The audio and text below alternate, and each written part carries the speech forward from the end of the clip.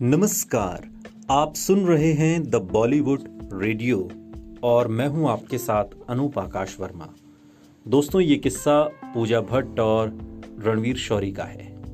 बॉलीवुड में फिल्मों की वजह से कम और अपनी पर्सनल लाइफ की वजह से सबसे ज्यादा सुर्खियों में रहने वाली पूजा भट्ट का नाम भी टॉप लिस्ट में आता है।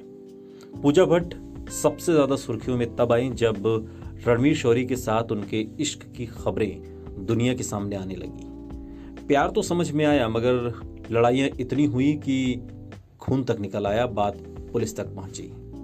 आज के इस पॉडकास्ट में वही किस्सा जो सबसे ज्यादा सुर्खियों में रहा, जब नशे में रणवीर शौरी ने पूजा भट्ट को लहूलुहान कर दिया। ये बात तब की है जब दोनों की मुलाकात फिल्म जिस्म की शूटिंग के दौरान हुई। इस फिल्म का जहां पूजा भट्ट निर्देशन कर रही थी, तो वहीं रणवीर इस फिल्म में अभिनेता जॉन इब्राहिम के दोस्त का किरदार निभा रहे थे।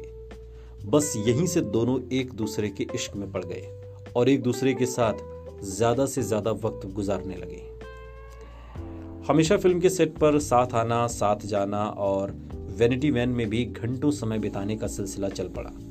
धीरे धीरे पूजा भट्ट और रणवीर एक दूसरे की दुनिया बन गए और लिव इन में रहने लगे।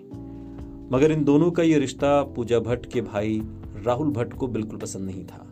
बावजूद इसके पूजा भट्ट और रणवीर एक साथ रह रहे थे।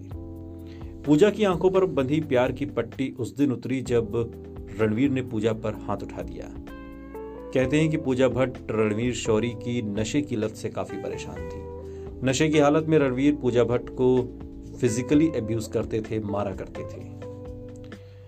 मशहूर अखबार टाइम्स ऑफ इंडिया को दिए एक इंटरव्यू में पूजा भट्ट ने बताया था कि एक रात रणवीर शौरी शराब पीकर उनके घर आए थे।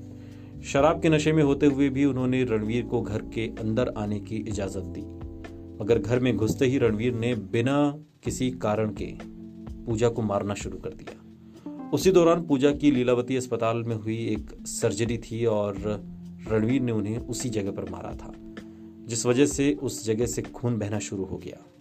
जब पूजा दर्द से चिल्लाने लगी तो घर में सो रहे पूजा के भाई राहुल वहां पहुंचे और बीच बचाव करने लगे, मगर रणवीर ने तैश में आकर पूजा के भाई राहुल को भी मारा और इसके बाद पूजा भट्ट ने पुलिस में जाकर रिपोर्ट दर्ज करवाई। मगर इससे हटकर रणवीर ने एक इंटरव्यू के दौरान बताया था कि हर दिन की तरह उस दिन भी वो पूजा के घर पर थे और उन्होंने पूजा के साथ अपने रिश्ते को तोड़ने का तय कर लिया था। इसलिए रणवीर ने अपने बैग को पैक किया और अपनी कार में बैठने लगे। रणवीर अपना एक बैग भूल गए थे, इसलिए वो पूजा भट्ट को कॉल कर रहे थे, मगर पूजा ने उनका फोन नहीं उठाया। जब रणवीर अपनी गाड़ी से नीचे उतरे तो उन्हें अपनी गाड़ी के शीशे टूटने की आवाज आई। जब रणवीर ने गाड़ी के पीछे जाकर देखा तो राहुल आयरन रॉड लिए खड़े थे। इससे पहले कि रणवीर कुछ समझ पाते, राहुल ने उन्हें मारना शुरू कर दिया और इसके बाद रणवीर ने पुलिस में शिकायत दर्ज करवाई और पुलिस ने सुबह करीब तड़के ही आ गई थी पुलिस और उसके बाद राहुल को पुलिस ने गिरफ्तार किया।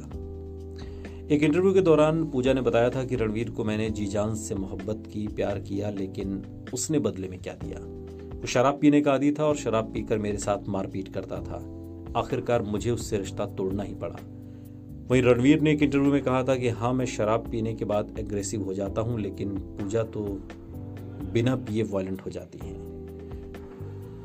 पूजा भट्ट और रणवीर के प्यार में जितनी सुर्खियां नजर आईं, जितनी सुर्खियां इस मोहब्बत ने बटोरी, उससे कहीं ज्यादा उनका ब्रेकअप सुर्खियों में रहा था। सुनते रहिए द बॉलीवुड रेडियो, सुनता है सारा इंडिया।